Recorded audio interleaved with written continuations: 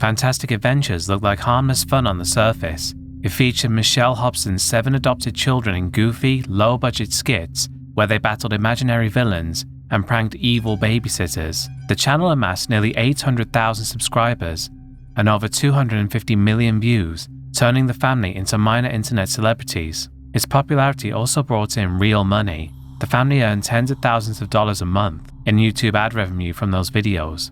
But behind the scenes of those cheery adventures, Hobson was hiding a horrifying secret. She was brutally abusing the very children who made her famous. For years, nobody realized what was happening behind closed doors. There were some warning signs. In 2017, a neighbor saw one of the Hobson kids running through the street naked, prompting a visit from Arizona's Child Welfare Agency. Investigators from the State Department of Child Safety looked into the family multiple times, in at least 9 separate investigations. But each time they found no solid evidence of abuse and closed the case. The truth finally came out in March 2019, after one of Hobson's adult daughters alerted police to what was happening. Officers performed a welfare check at the family's home in Maricopa, Arizona. What they found was chilling. One of the children was discovered confined in a closet, and all 7 children appeared pale and malnourished. The children told officers that they were hungry and thirsty, with one girl guzzling 3 bottles of water in 20 minutes, and another child refused to eat a bag of chips offered by police, as she was worried that her mother would smell the chips on her breath and retaliate later. Once the children were safe from their mother, they began to describe a pattern of horrifying punishments that amounted to outright torture, both physical and mental. All of this cruelty had a twisted goal: to coerce the children into performing for YouTube. The children confirmed that they were forced to take part in Fantastic Adventures skits on a regular basis. If they refused to act or even just flubbed a scripted line, they knew severe punishment was coming next. In fact, the abuse was so all-consuming that Hobson had pulled the kids out of school entirely, so nothing would interfere with her filming schedule. Police finally gathered enough evidence to take decisive action. Michelle Hobson was arrested on March 15, 2019, and eventually indicted on nearly 30 criminal charges: multiple counts of child abuse, child molestation, unlawful imprisonment, and even kidnapping. Her 2 adult sons, who apparently knew about the ongoing abuse, were also arrested for failing to report the crimes. Confronted by authorities, the quote, YouTube mom flatly denied abusing her children, insisting that the only punishment she ever used was traditional discipline like grounding or spanking. The revelations about Hobson's crimes quickly made headlines worldwide, shocking audiences who had once enjoyed her family's videos. In response, YouTube swiftly demonetized the Fantastic Adventures channel and later deleted it entirely.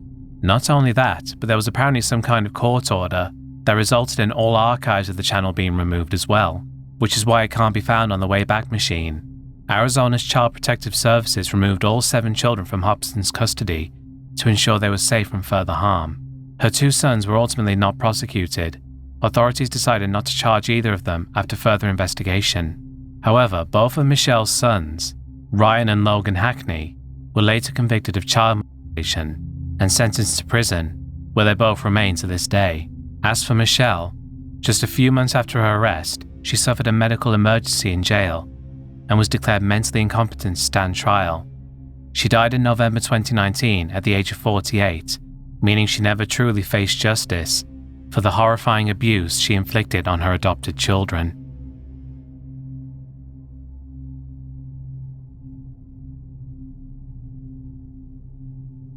Michael David Booth built his online following teaching people how to make custom tumblers and DIY Christmas decorations. Known as Mr. Crafty Pants on YouTube, he had more than 600,000 subscribers watching his tutorials. Entire families trusted him. Parents let their kids watch his wholesome crafting content. He described himself on Instagram as a hot mess by nature, crafty by choice. Nothing could have prepared his fans for the news that would come out in October 2025. On October 21st, Booth had made a post on Instagram and Facebook unboxing an unidentified product, shedding tears of excitement as his small dog sat on his lap. Hours later, the police would be at his door.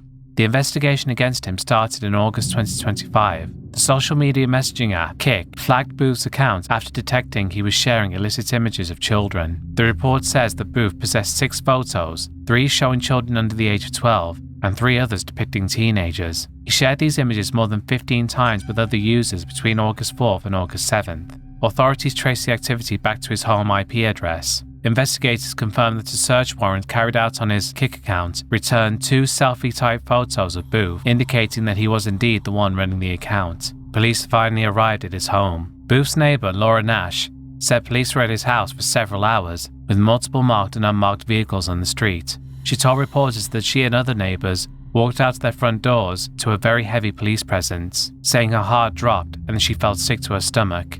What made the situation even more disturbing when taking into account what the police were actually there for, Booth apparently had a sign on his front yard saying, "I smell children," which drew additional concern from residents. At first, it might have seemed like a harmless Halloween joke, but it soon took on a sinister meaning.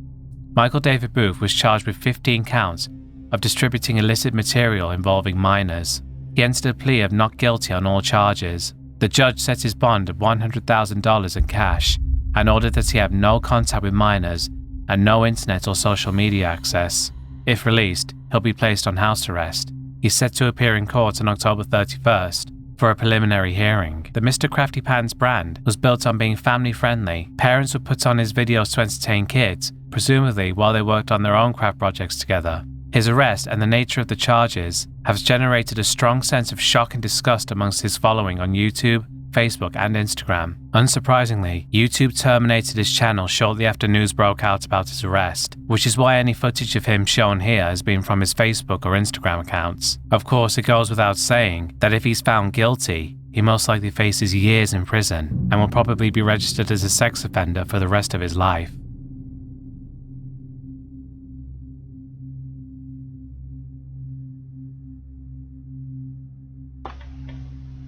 Hello everyone, my name is David. I'm News Now Houston.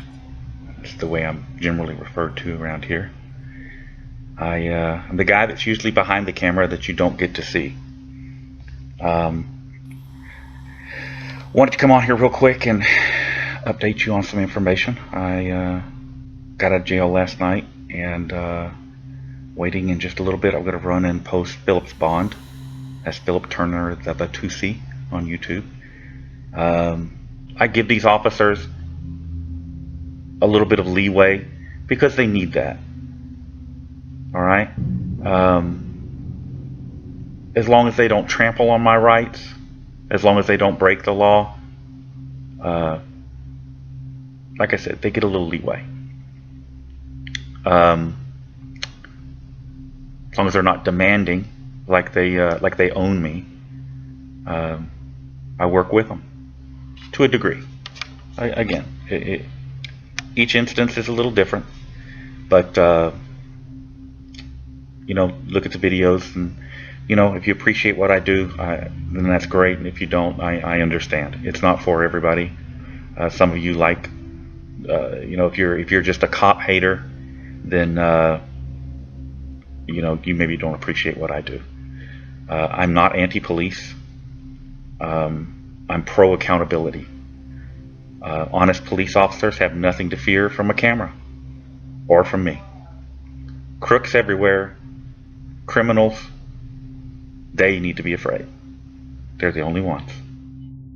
Earl David Warden was known on YouTube as News Now Houston, a channel where he filmed police officers in government buildings, calling himself a First Amendment auditor. Thousands of subscribers watched him confront law enforcement and position himself as a crusader against police corruption. But long before he picked up a camera to film cops, Warden had already established himself as a predator. Back in the 1980s, Warden had a fixation on becoming a police officer. When he couldn't get a badge, he decided to make his own reality. He installed police lights on his car and used them to pull women over. Once he had them stopped on some dark stretch of road, he'd rape them. According to reports, multiple women described how Warden would force a gun into their mouths or vaginas during these attacks.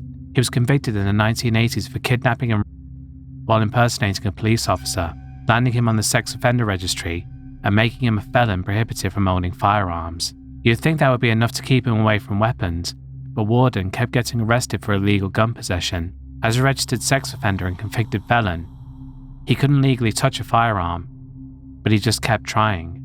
The man who once used guns to terrorize his victims couldn't seem to stay away from them. Fast forward to the 2010s, and Warden had reinvented himself as News Now Houston. In December 2015, he got arrested at the Deer Park Shell oil refinery while filming, charged with interfering with a public servant. The The refinery sat within a designated security district overseen by the Coast Guard, but Warden didn't care about security protocols. He just wanted his footage. Local journalists started digging into who this self-proclaimed First Amendment warrior really was. When a journalist named Steve Watson exposed Warden's true identity and his status as a registered sex offender, the facade started to crack. Here was a man presenting himself as fighting against corrupt cops while hiding his own criminal history from his audience. The worst was yet to surface. In 2017, Deer Park police were investigating an unrelated matter when they stumbled across information about a sexual assault case from 2002 involving Warden and a child. Houston police reopened the cold case and found enough evidence to file charges. In February 2019, McAllen police arrested Warden near the Texas-Mexico border. The investigation revealed that Warden had sexually abused his own daughter, starting when she was young. She had fought back physically and told her mother what was happening, and was sent to live with her grandmother. His other daughters came forward with their own accounts of abuse. The original complaint had been made at the time, but police hadn't actually acted on it back then. The case went to trial in 2022. On December 15th, a Harris County jury found Earl David Warden guilty of sexually assaulting a child. It was later revealed that the abuse he inflicted on his daughter had occurred when she was between 14 and 17. The judge sentenced him to 20 years in prison. His projected release date is December 13th, 2042, when he'll be in his 80s. He won't be eligible for parole until December 2032. His YouTube channel is surprisingly still up, with all of his videos still available to watch. The man who spent years pointing cameras at the police, accusing them of corruption and abuse of power, was himself a convicted rapist who impersonated police to assault women, and had been violating his own child behind closed doors.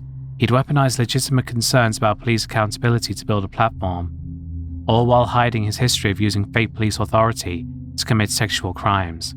Warden has filed appeals against his convictions, but none have been successful. His victims finally got their day in court, and Earl David Warden got what he'd avoided for far too long: accountability for his crimes.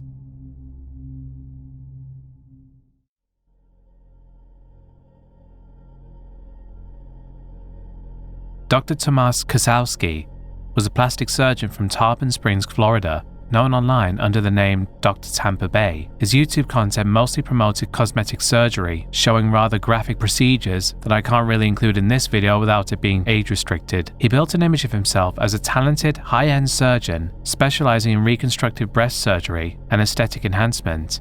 In his videos, he spoke calmly and confidently, presenting himself as a doctor who helped people regain confidence. Offline, he had built a respectable practice and appeared successful, but by 2023, his professional life had started to unravel. Kozlowski worked at the Lawford Institute of Plastic Surgery, but his relationship with the business collapsed in a bitter legal dispute. He accused the clinic's billing company, Dunedin Surgical Consultants, of mishandling insurance claims and sabotaging his reputation. The company denied any wrongdoings, and the case dragged on in civil court for years. The attorney representing Dunedin Surgical Consultants was 41-year-old Stephen Cozy, a lawyer with a reputation for being professional and even-tempered. To Kozlowski, Cozy wasn't just a lawyer on the other side of a lawsuit. He was the man standing between him and what he believed was justice for the damage to his career. On March 21, 2023, Cozy was working inside his law office in Largo, Florida. He had been on a conference call when he suddenly stopped responding. Minutes later, he was gone. His wallet, keys, and phone were still on his desk. Security footage from the office building showed a man entering that morning, carrying a large box and wearing gloves. 2 hours later, the same man was seen leaving, pulling a heavy cart covered with what appeared to be a large bag. The truck he loaded it into was later traced back to Dr. Kozlowski. When police entered the office, they found blood on the floor and in the bathroom. Testing later confirmed it belonged to Stephen Cozy. Detectives began to piece together the connection between the missing lawyer and the doctor he'd been fighting in court. They executed a search warrant on Kozlowski's home and vehicle. What they found made it clear this wasn't a sudden act of rage, it had been planned. Inside his truck were blood traces mixed with his own DNA, suggesting cleanup attempts. There was a ballistic vest, duct tape, syringes filled with paralytic drugs, masks, gloves, and a stun gun. There were also fibers matching those found in the bathroom of the law office. His car had been bought with cash and fitted with a device that could flip or hide his license plate. Investigators said Kozlowski had gone to great lengths to avoid being tracked. According to prosecutors, Kozlowski lured Cozy into the law firm's restroom and killed him during a call related to the ongoing case. They believe he transported the body in the car to seen on surveillance and drove it nearly 300 miles across Florida. eventually dropping it in a dumpster near the Everglades. A cadaver dog later alerted to the scent of human remains inside the dumpster, which had already been emptied by a garbage truck and taken to a landfill. Cozy's body has never been recovered. Kozlowski was arrested on March 25, 2023. When questioned, he denied involvement, but the physical evidence told a different story. By the time he was charged with first-degree murder, the case had become one of Florida's most disturbing professional crime stories in years. The state of Florida announced its intent to seek the death penalty. Court documents revealed that Kozlowski had shown meticulous preparation and that the killing was tied directly to his anger over the lawsuit. In the months that followed, his once polished image as a caring cosmetic surgeon was dismantled piece by piece. His clinic was shut down, his medical license was suspended, but his YouTube channel still remains up to this day. As of 2025, Kozlowski remains in custody without bond. His defense team has spent months combing through thousands of pages of discovery, arguing that the evidence is circumstantial without a body. Dr. Tomasz Kozlowski went from being a YouTube personality promoting beauty and self-improvement to standing trial for a killing carried out with surgical precision. The man who has spent years rebuilding bodies is now accused of destroying one so completely that it's never been found, and most likely never will be.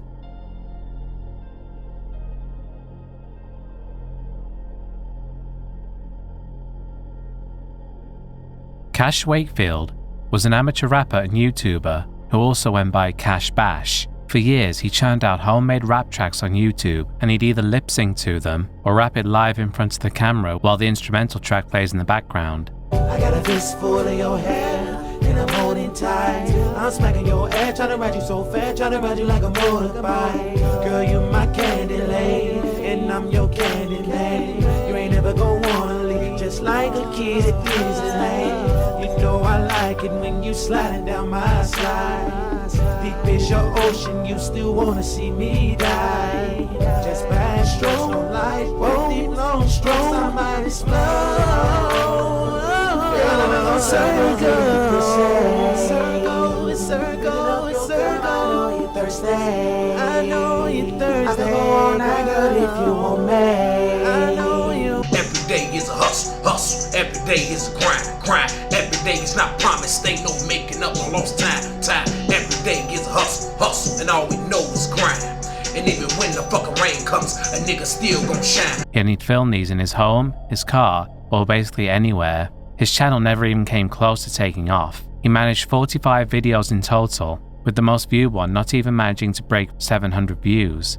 His music was raw and thuggish, full of profanity and bragging about street life. He had no polished production or a major label deal, but he did have a larger following on Facebook, with his page having over 5,000 followers. Wakefield also had a troubled streak, with him once being arrested for gun possession. His online persona glorified weapons and violence, and in private, he was known to snap at people in comments and conversations. Still, nobody expected what happened next. Until early 2025, Wakefield had never been linked to any violent crime. No warning signs like threatening videos or suicide notes appeared, just a guy with an angry rap style and a sketchy record with the law.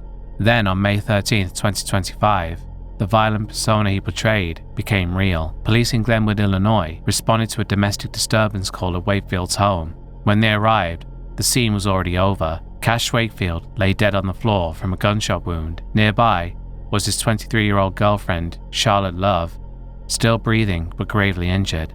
Investigators discovered that Wakefield had opened fire on Love, multiple shots wounding her in the head and torso, then turned the gun on himself. By the time the first responders got inside, Love was already critically wounded. She was rushed to the hospital for surgery, but they were unable to stop the bleeding. Charlotte Love died from her bullet wounds a few hours later.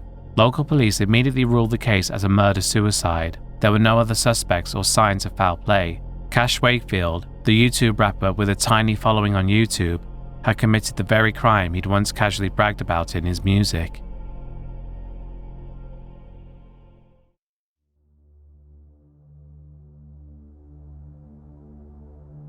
This is a vlog. I'm just here to talk.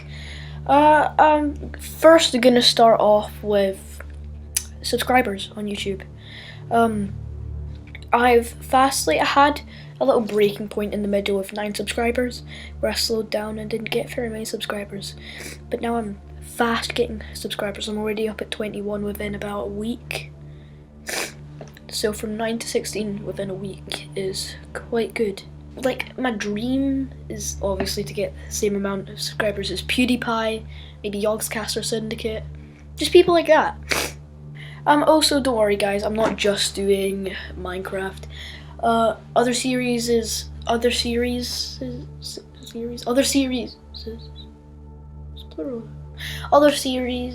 will be on the way. Grammar. It's just, you need to remember that it's hard to get noticed on YouTube, and every person that clicks that subscribe button, that helps a lot more than you think.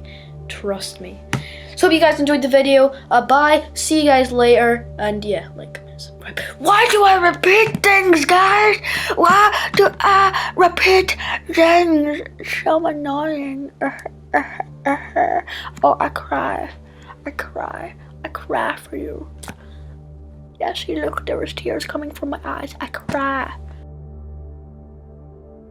Aaron Campbell was born in 2002 and grew up in a small, quiet community in Scotland where serious crime was rare. People who knew him described him as confident and sometimes arrogant, and often looking for attention. He spent a lot of time online and had a small YouTube channel where he mostly focused on gaming, though the only videos remaining from that channel now show him jumping on a trampoline. It was basically the typical teenage content, but people who went to school with him later said he had a cruel sense of humour and liked talking about violent things for shock value. In the summer of 2018, 6-year-old Alicia McPhail was visiting her father and grandparents on the Isle of Bute, where Aaron also lived. She had arrived a few days earlier to spend her school holidays there. Alicia was described by family as happy, energetic, and social. Like Aaron and many children her own age, she also had a small YouTube channel. Today I'm going to show you all about pasta, that's up here. I'm going to be telling you all about pasta. So first of all, pasta is a food. Everyone knows that. And pasta is now made all over the world. This is a picture of pasta, which I don't know what kind of pasta. So you'll be happy to see it. I'm just going to show you around about. This is the first page, and this is like what this is. So instead of having fun with this. So this is the page that they both make dough, and this is the page we're writing at. I'm going to show you some of the pages because I'm not sure about the pages. This is your last one, and these are all the vegetables you can put in pasta. So, guys, this is the end of my video showing you around this book and telling you stuff. And I hope you subscribe and tell me down below if you like this video. Give me a thumbs up or a thumbs down. Don't you forget to subscribe. Bye. On the night of July 1st, Aaron went to a house party where he drank and smoked cannabis. He left in the early hours of July 2nd, walking through the streets towards his home. Sometime during that walk, he decided to break into the home of Alicia's grandparents, where he knew her father kept cannabis as he'd bought it from him before. Once inside, instead of taking anything, he went into Alicia's bedroom and carried her out of the house. He took her to a wooded area near an abandoned hotel site.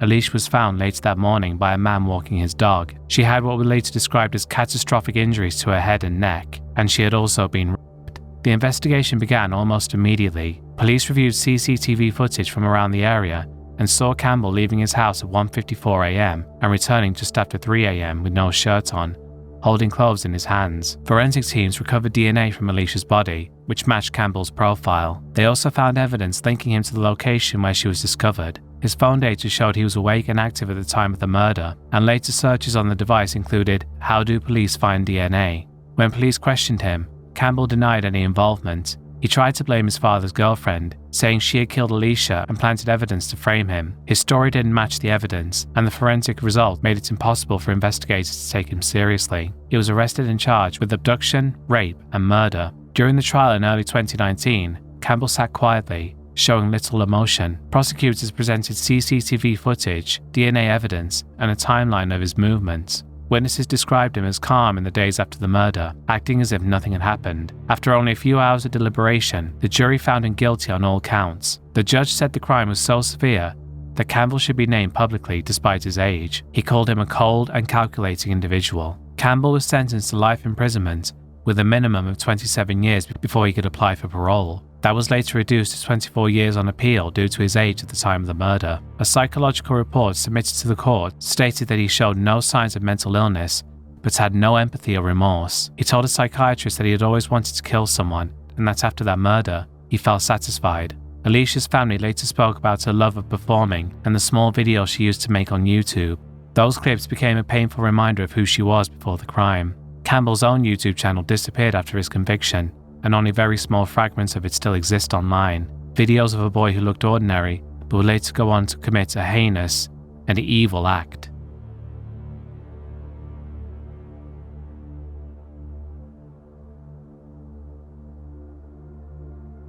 Natalie Ruppnow was a 15-year-old student at Abundant Life Christian School in Madison, Wisconsin. Online, she had built a sinister alter ego. Under the handle Crossixer, she posted dark memes and even video edits glorifying notorious killers. At home, her life was chaotic. Her parents had divorced and married twice, and by mid-2022, she was in therapy just to decide which parents she would live with. Friends and family say Natalie had already been talking about suicide and even cutting herself, enough that her father had to lock up all the knives in his house to try to keep her safe. In 2024, Natalie's troubled feelings found a new outlet: guns. Her father Jeffrey was an enthusiastic hunter and began taking her to a local trap shooting range. By the summer, she had joined his shooting club and even appeared in a Facebook photo with a shotgun in her hand, with Jeffrey bragging they were, quote, loving every second of it. But that enthusiasm masked danger. Jeffrey had told police that Natalie's fascination with firearms had snowballed. He'd even texted a friend, warning that Natalie, quote, would shoot him if he opened the gun safe. Friends say Natalie was angry at home. She once called her father a drinker and said he frequently yelled at her. Whatever demons she faced at home, her mind was now filled with guns and violence. In her offline world, Natalie plunged into the darkest corners. She frequented sites like Watch People Die. Investigators found her social media accounts full of extremist memes and slogans. Posts discussed school shootings, neo-Nazi symbols, and other propaganda. In short, Natalie's digital life revolved around death. The warning signs continued to pile up. Manuscripts were later found in Natalie's room titled War Against Humanity. In it, she described all people as filth and wrote admiringly about past school shooters. She bragged of lying to her family to get the firearm she needed. Investigators also discovered a concrete attack plan, a handcrafted model of her school, detailed maps, and a written schedule. The notes even spelled out times, and a final message saying, quote, ready for death. On the morning of December 16th, 2024, Natalie carried out her plan. She walked into her school, armed with 2 handguns and dozens of rounds of ammunition. She entered a mixed-grade study hall and opened fire. In under 10 minutes, she emptied magazines into the room. 21 shell casings were later found on the floor. Bullets tore into students and teachers indiscriminately. By the time the gunfire stopped, a 42-year-old substitute teacher, Erin West, and a 14-year-old freshman named Ruby Vergara lay dead on the floor. 6 more people were wounded, some critically. After emptying her weapons, Natalie did someone no one expected. She turned the gun on herself. First responders arrived at 11:05 a.m. She was rushed to the hospital and given emergency surgery, but doctors said the wound was unsurvivable. In the days after the shooting, investigators and reporters scrambled to piece together Natalie's motive. By May 2025, prosecutors announced criminal charges, obviously not against Natalie, she was already dead, but against her father, Jeffrey. He was charged with 2 felony counts of supplying a weapon to a minor and 1 count of contributing to a minor's delinquency for the way Natalie obtained the guns. Meanwhile, Natalie's online alias was erased. Any YouTube or social media accounts under Crossixer were swiftly removed. All that remained of her digital identity were archived comments and the chilling notes she left behind.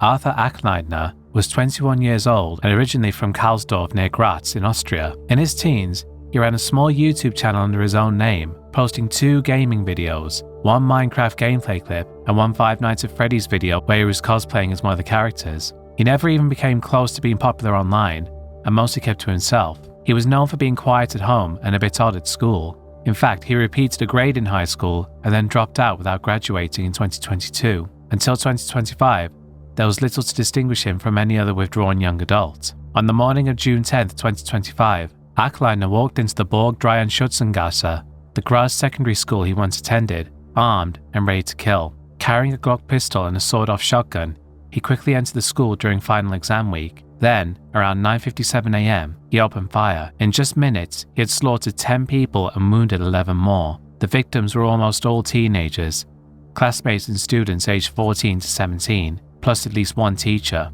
Surveillance footage and witness accounts later showed Achleitner firing round after round into classrooms and hallways, seemingly at random. By the time police stormed the building, the damage was done. 10 bodies lay dead, and many others lay bleeding. This shooting was later described in the media as Austria's deadliest shooting in its post-war history. Inside the school, the violence was brutal and chaotic.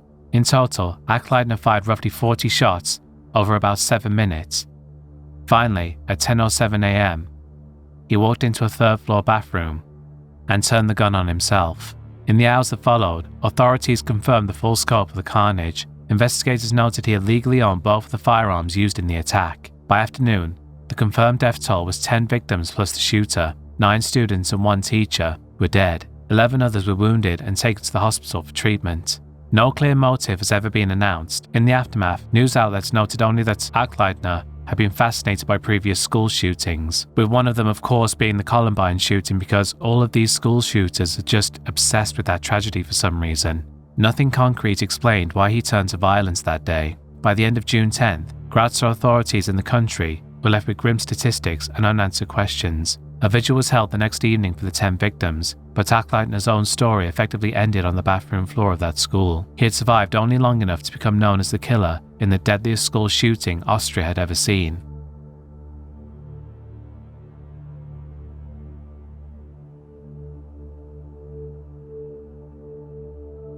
Nikos Metaxas was a decorated officer in the Cypriot National Guard, known publicly as a disciplined, respectable man. He appeared to live a conventional life, a military professional, a father of 2, and even an amateur filmmaker. In 2006, he created his YouTube channel. He apparently uploaded 14 videos and had about 159 subscribers and around 106,000 views. All we know about his videos is that he focused mainly on using Photoshop to create visual effects rather than large-scale vlogging or commentary. To anyone watching, there was nothing to suggest that the man behind them would become Cyprus's first known serial killer. In April 2019, police were called to an abandoned mine shaft near Metsero after a tourist photographing the site noticed something floating in the murky water. It turned out to be the decomposing body of 38-year-old Mary Rose Tiburcio, a domestic worker from the Philippines who had been reported missing nearly a year earlier, along with her 6-year-old daughter Sierra. For months, authorities had dismissed the disappearances of foreign women like Mary Rose as voluntary runaways, but when divers began to recover more bodies from the same area, the pattern became undeniable. Investigators found that several missing women, most of them migrant domestic workers from the Philippines, Nepal and Romania, had all been in contact with a man using the name Orestes on dating sites like Badoo and Facebook. Tracing that alias led them directly to Nikos Metaxas. When police searched his home, they discovered women's clothing, jewelry, and photographs of his victims saved on his computer. Under interrogation, he confessed to the murders of 5 women and 2 children, describing them with chilling detachment. He admitted to luring women online, pretending to be interested in relationships. Once they met him, he bound, assaulted, and strangled them. Afterward, he disposed of the bodies in different locations across the island. He told investigators he placed them in suitcases weighed down with stones before dumping them in the red waters of Kokini Limni, known locally as the Red Lake, which was later drained to recover the remains. The victims were identified as Mary Rose Tiburcio and her daughter Sierra, 31-year-old Ariane Palnas Lozano, 30-year-old Marcia Valdez Arquila, 36-year-old Leva Florentine Brunia, and her 8-year-old daughter Elena, and a 28-year-old Nepalese woman named Asmita Kadkasuba. Metaxas kept detailed digital records of his communications with these women, showing how calculated he was. He targeted vulnerable migrants who lived and worked alone, often employed as domestic helpers. In some cases, he met them multiple times before killing them, which suggested a degree of planning rather than impulsive violence. During his confession, he showed police the exact locations of the remains. Divers later pulled the suitcases containing human bodies from the toxic Red Lake, one by one. The final count of his victims stood at 7. His trial was swift. On June 24, 2019, Nikos Metaxas pleaded guilty to 12 charges, including 7 counts of premeditated murder and 5 of kidnapping.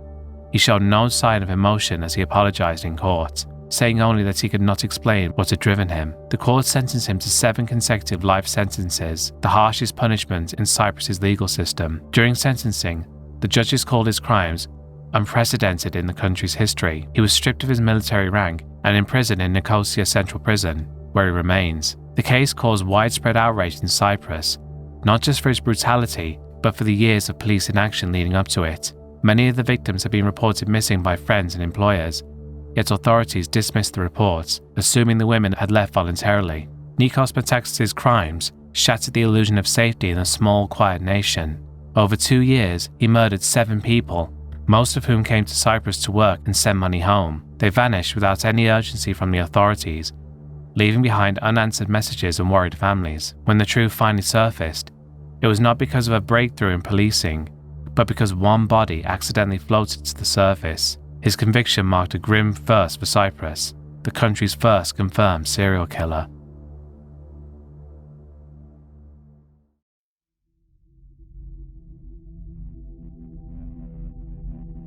Nicholas Cruz created his YouTube channel in 2016. He wasn't uploading content for an audience.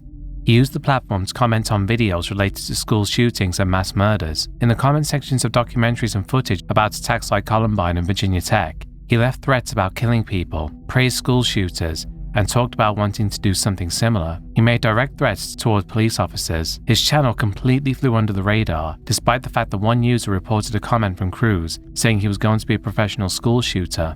That report was submitted to the FBI 5 months before Cruz would do something drastic, and nothing came of it. He left a trail of disturbing content not just on YouTube, but across his online presence. On Instagram, he followed pages dedicated to firearms, body armor, and mass shooters. In a private group chat, Cruz joked about killing people, used racial slurs, and talked about his hatred of minorities. He idolized killers like Eric Harris and Dylan Klebold, obviously, Sung Ki Cho, James Holmes, and, of all people, Elliot Rodger. He studied their manifestos and Wikipedia pages, and watched documentaries about their attacks, spending much time online praising what they did and planning how he would do the same. Cruz was adopted at birth and grew up in Parkland, Florida. His father died when he was 5.